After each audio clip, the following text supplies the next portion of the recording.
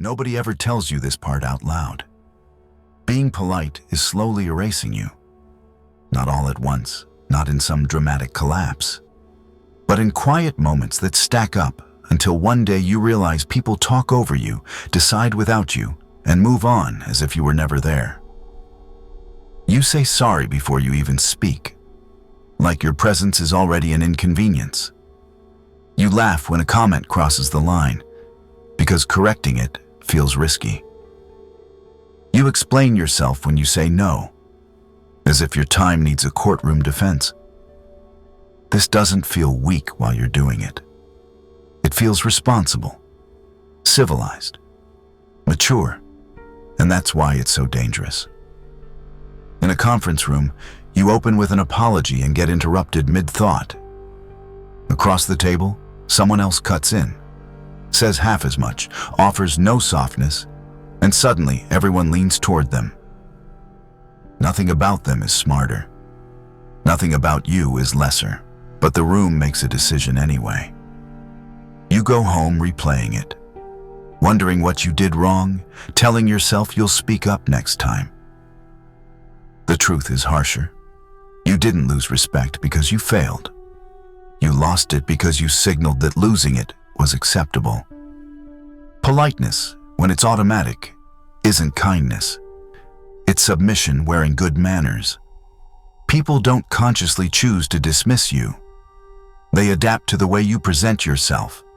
They respond to the cues you repeat every day. A man who constantly softens his voice teaches others to tune him out.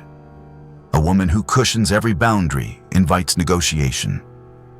Meanwhile, the person who speaks without apology, who doesn't rush to smooth the air, is treated like their words carry weight. Not because they're rude, but because they don't disappear. That's the question that should unsettle you. Why does being polite keep costing you respect? Because the world doesn't punish you for being rude. It punishes you for being invisible. What makes this hard to accept is that the lie sounded reasonable when you first heard it. You were taught that being nice would keep you safe, that being agreeable would earn respect, that if you didn't cause friction, life would treat you gently in return. And for a while, that story worked. In school, the quiet kid who followed rules got praised. The student who didn't push back was called mature. Authority rewarded obedience, so you learned to associate politeness with protection. But adulthood runs on a different system, and no one bothers to explain the switch. Out here, nice is only safe when it's backed by leverage. Without leverage, nice doesn't signal goodness, it signals availability. It tells people your time is flexible, your boundaries are soft, and your resistance is low. Look at how this plays out every day. At work, the person who never complains gets the extra workload, not the promotion. The one who always says yes becomes dependable, then invisible. Meanwhile, the colleague who pushes back calmly, who doesn't over-explain, somehow gets treated like their limits matter. This isn't because they're selfish. It's because the system reads behavior, not intention. When you're agreeable without power, you don't look kind, you look usable. Predators don't hunt loud people. They hunt the ones who make themselves easy to manage. That's the uncomfortable shift most people never make. The traits that earned you approval as a kid quietly cost you authority as an adult. You don't lose respect in a dramatic moment. You lose it by proving over and over that you won't defend your own position. Politeness without leverage is submission, no matter how good it sounds in theory. And the most dangerous part is that you can live this way for years, exhausted and confused, still believing you're doing the right thing. So be honest for a second. Which one were you taught growing up? Be nice or be respected? Comment one word below. Here the lens shifts, and it matters. Machiavelli was not teaching cruelty. He was explaining how power is read. The insight is simple. People do not respond to intentions. They respond to signals. You can mean well, care deeply, and act politely, yet none of that protects you if the signal you send reads weak. The world is not listening to your heart. It scans posture, timing, language, and reaction. This is why decent people feel confused. They assume effort and goodwill speak for themselves. They do not. Signals move faster than explanations. Consider a small example, an email. Saying sorry to bother you frames you as an inconvenience. Saying I am following up frames expectation. Same request, different result. The brain is not judging morality. It is reading hierarchy. It asks who holds position. This is why Machiavellian thinking endures. Not to glorify manipulation, but to explain perception. You intend respect. The system receives submission. You intend cooperation. The system receives availability. Those microsignals compound into a reputation you did not choose. People do not decide to overlook you. They adjust to repeated cues. It feels personal, but it is mechanical. Intent does not matter. Signals do. Period. If that is how the world actually works, then the problem becomes precise. You are not losing respect in one dramatic moment. You are bleeding it through the same 7 pressure points over and over. In situations so ordinary, you barely notice them. 7 places where power leaks quietly. 7 unconscious reflexes that feel polite but read as permission. 7 everyday moments where you soften, explain, apologize, or shrink without realizing what it costs you. These aren't habits you chose. They're patterns you inherited and kept repeating. Nothing is wrong with your personality. What's damaging your reputation are the 7 signals you keep leaking when no one is paying attention. The first place authority begins to fracture is so familiar, you barely notice it anymore. You apologize before you exist, before you speak, before you ask a reasonable question, before you take up space that already belongs to you. You say sorry for being late when traffic was outside your control. You say sorry for following up. You say sorry for interrupting someone who interrupted you first. It feels polite, but the reflex carries a hidden cost. Every unnecessary apology is a quiet admission of guilt, and guilt is a currency that devalues you quickly. An apology is not just a word, it is a transaction. It tells the other person you did something wrong and now owe balance. When you apologize for things that are not your fault, for existing, for asking, for arriving, you pay a debt you never owed. Over time, this trains people to see you as a burden instead of a presence. Watch how this plays out in real situations. You enter a meeting late and say, "Sorry, I'm late." Shoulders rounded, voice softened. The room hears delay and deficiency. Compare that to, "Thanks for waiting," said calmly. Same facts, opposite signal. One frames you as a problem needing forgiveness. The other frames you as someone whose time still carries weight. This is why your apology budget matters. When you spend it on everything, it has no value left when you make a real mistake.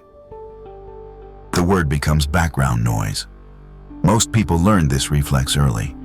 As children, apologizing kept the peace and reduced punishment. The behavior worked, so it stuck.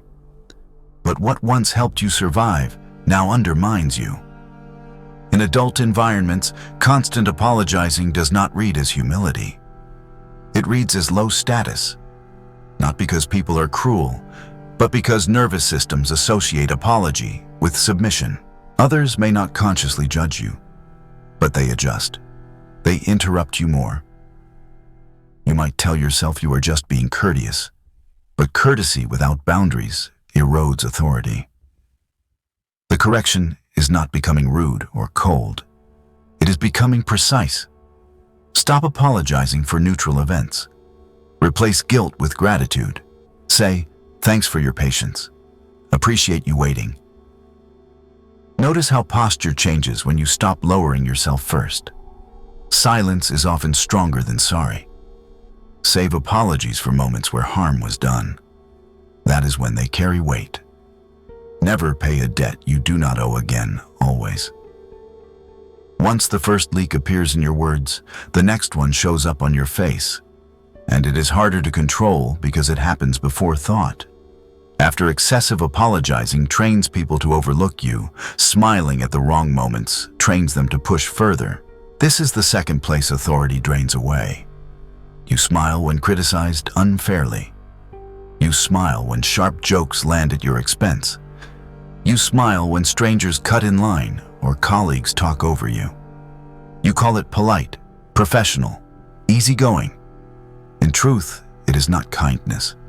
It is a fear response. Your nervous system learned that friendliness reduces threat, so it activates automatically under tension. The problem is that the face is a command signal. It teaches others what behavior is permitted. When you smile during disrespect, you reward it. You communicate without words that crossing the line has no cost. Picture common scenes. A manager snaps at you publicly and you smile and nod.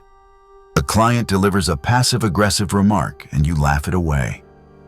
A coworker interrupts mid-thought and you smile and yield. It feels controlled, not submissive. But the other brain does not read control. It reads acceptance. Permission is granted. They do not consciously judge you. They adjust. So the behavior repeats, then escalates. Jokes sharpen. Interruptions grow bolder. Criticism becomes public. You feel yourself shrink, yet nothing dramatic occurred. This reflex has roots. As a child, smiling diffused anger and reduced consequences. It worked, so it stayed. Adult hierarchies operate differently. They run on congruence. When your eyes show discomfort and your mouth shows pleasure, people sense the mismatch instantly. It signals that you are easy to dominate and hard to take seriously. This is why leaders do not smile through disrespect. They do not explode either. They go still.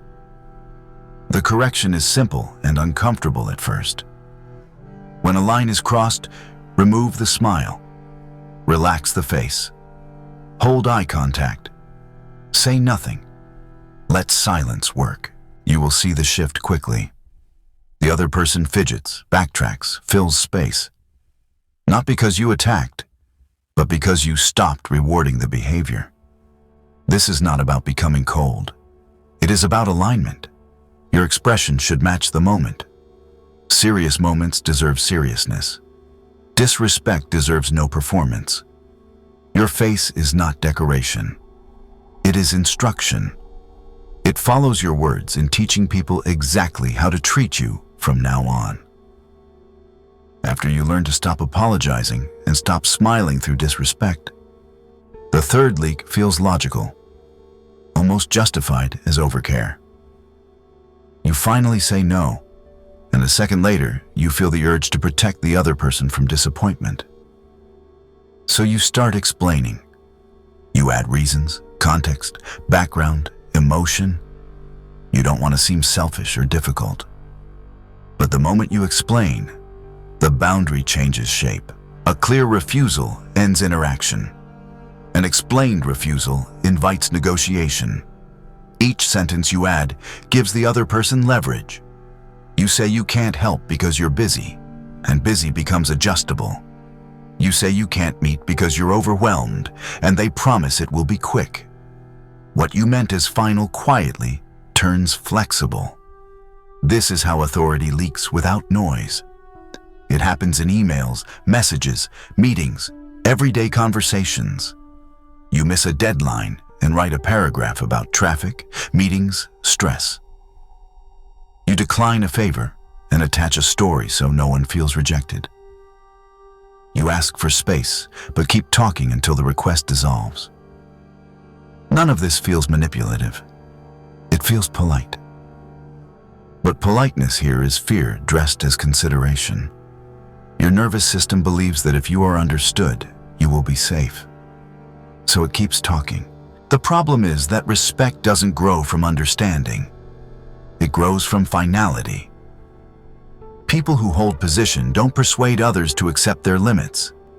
They state them and stop.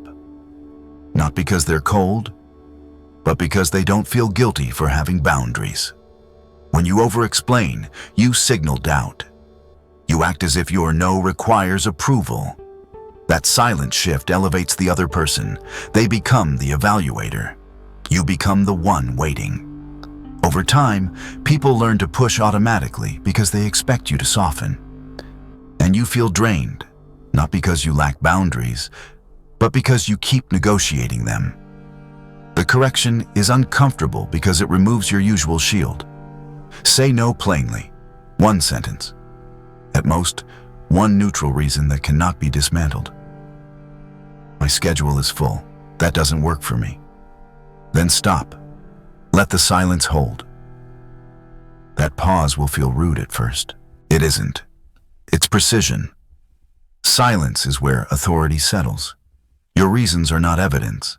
They are private. The more you explain, the more you beg. This pattern shapes your reputation long before anyone mentions it. Quick check. What do you over-explain the most? Saying no, being late, or asking for help? Write it below. You're not alone. The fourth leak hits your authority at the level of intellect. And it hides behind a sentence so common, most people never question it. You finish explaining an idea, laying out a plan, giving instructions, and then you quietly erase your position with one line. Does that make sense? You think you are being considerate, checking for understanding, keeping everyone aligned. But that is not what your nervous system is doing. What you are really asking is not whether the idea is clear, but whether you are acceptable. That question does not test comprehension. It seeks validation. It hands the value of what you just said to someone else. On the other side, the listener does not hear humility. Their brain registers uncertainty. You spoke with authority, then immediately stepped back and asked to be judged. In that moment, roles flip. You become the student. They become the evaluator. This is why people with responsibility never end statements this way. A pilot does not explain turbulence and then ask the cabin if it makes sense.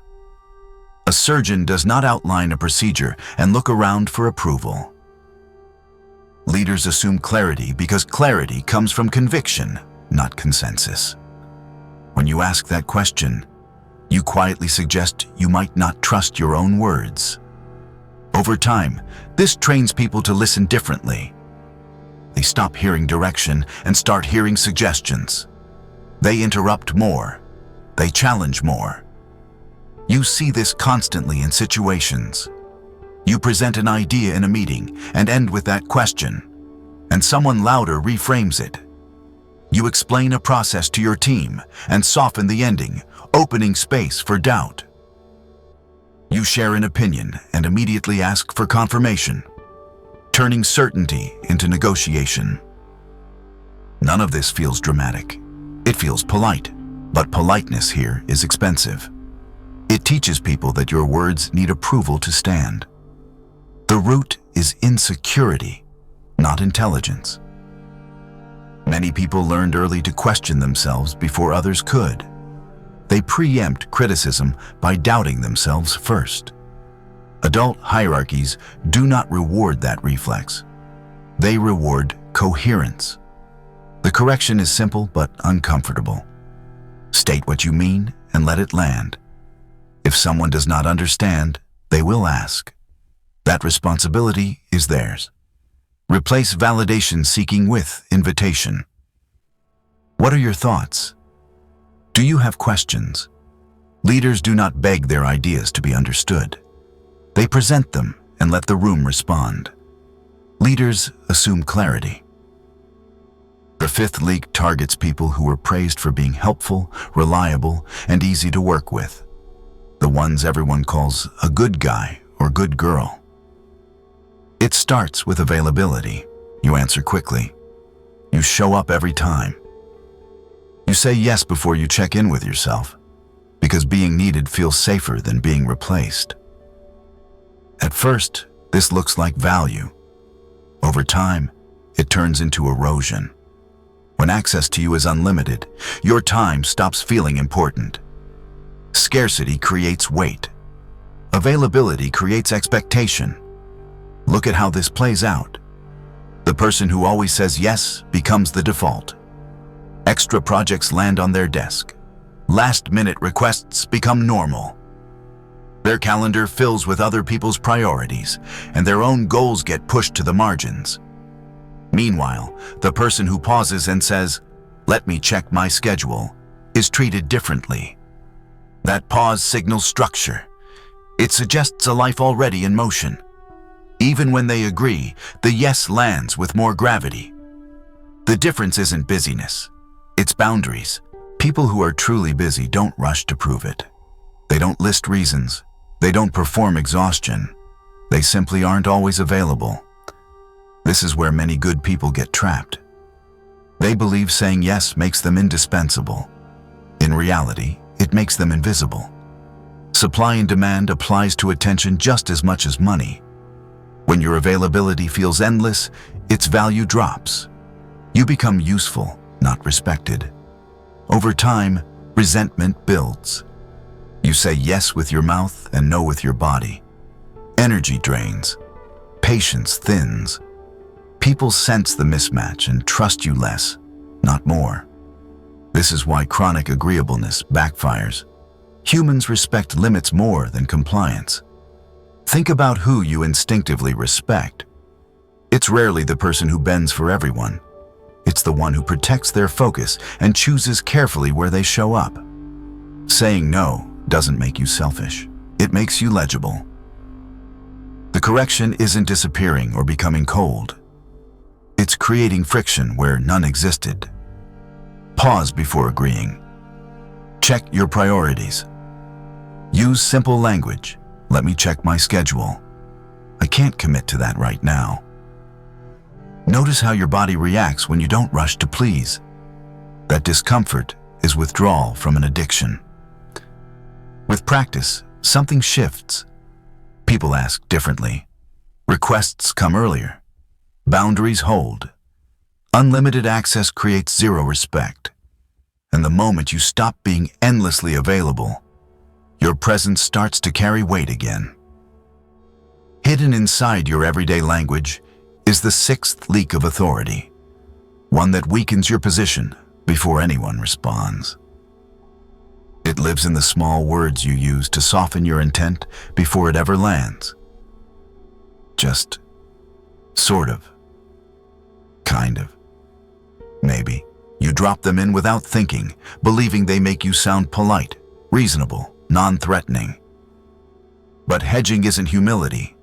It's self-sabotage. The moment you dilute your sentence, you tell the listener that even you don't fully stand behind what you're saying. And the human nervous system reacts immediately. Not with patience, but with uncertainty. People feel safest around clarity, not caution. Watch how this shows up in ordinary moments. I just wanted to check in. I'm kind of concerned about this. I sort of think we should revisit it. Each phrase quietly frames your message as optional. You preemptively lower the stakes, hoping no one pushes back. The result is the opposite of what you want. The listener hesitates. They question how seriously to take you. They feel invited to override or delay because your language already did half the work for them. Compare that to how authority speaks under pressure. A doctor doesn't say, "I'm kind of going to try to fix your heart." A lawyer doesn't say, "I just sort of think this clause matters." A pilot doesn't hedge while flying through turbulence. They state, they commit. Not because they're arrogant, but because certainty creates safety. Hesitation creates anxiety. This is why hedging backfires so reliably. You think you're being gentle, but you're making others uncomfortable. You're forcing them to decide how much confidence to place in you because you didn't decide first. Over time, this shapes your reputation. People ask you more questions. They stall. They feel entitled to challenge or reinterpret what you say.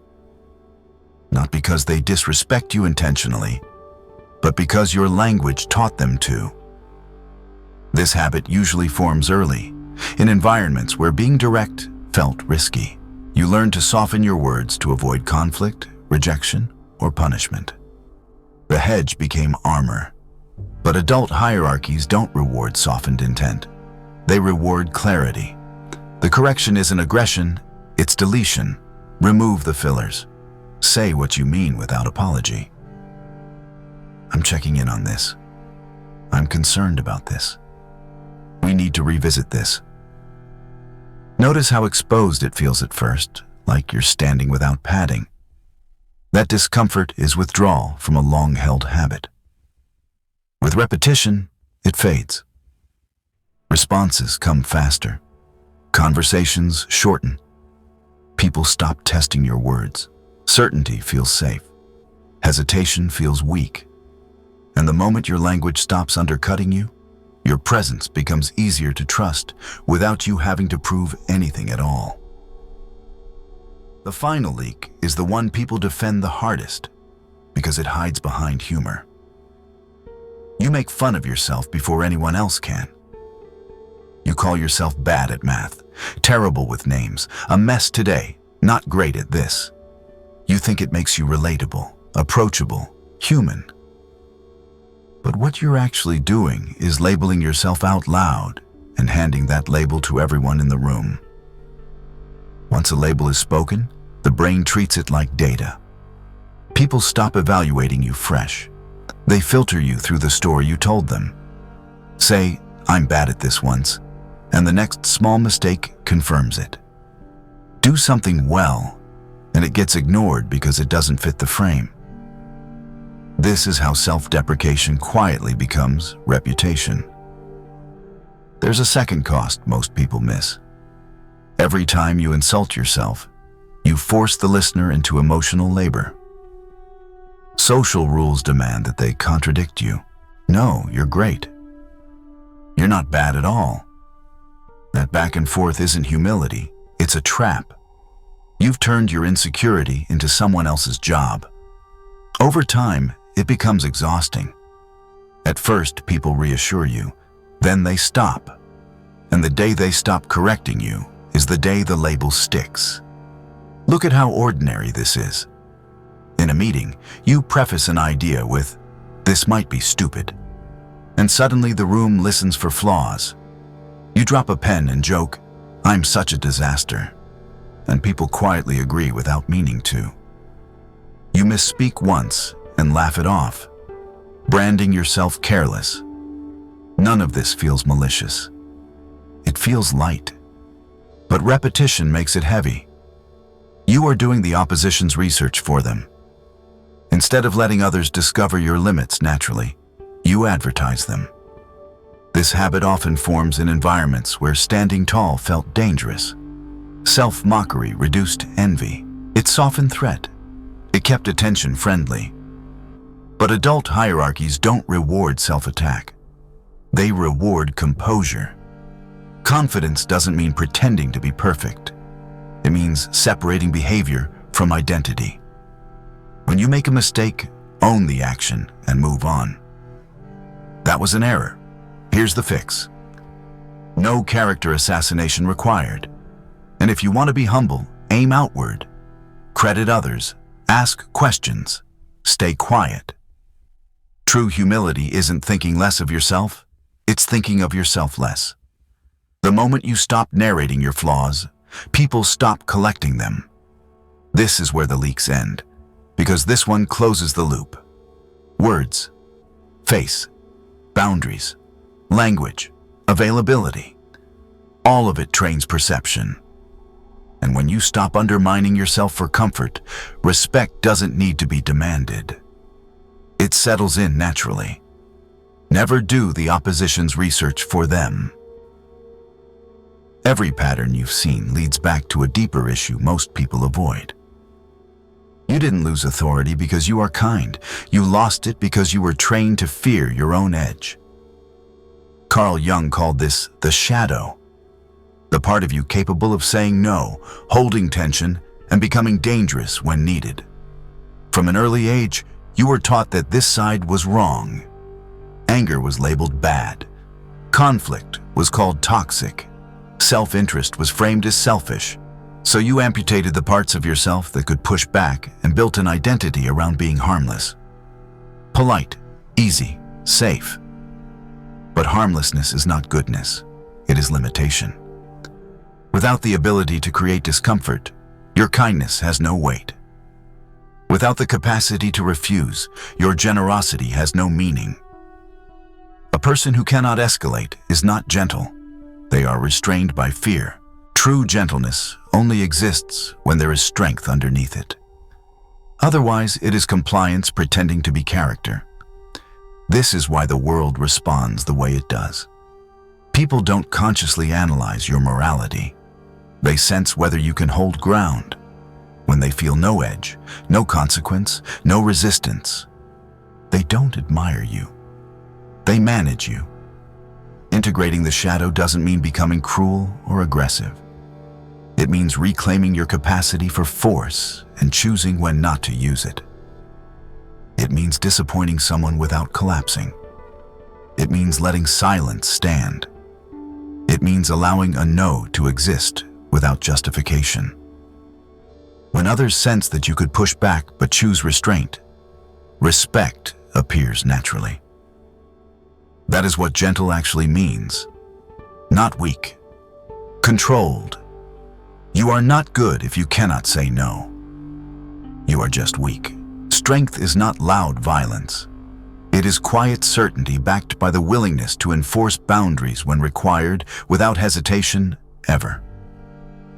You don't need to become colder, louder, or cruel to change how the world responds to you. Nothing here asks you to turn into a villain. The shift is smaller and sharper than that.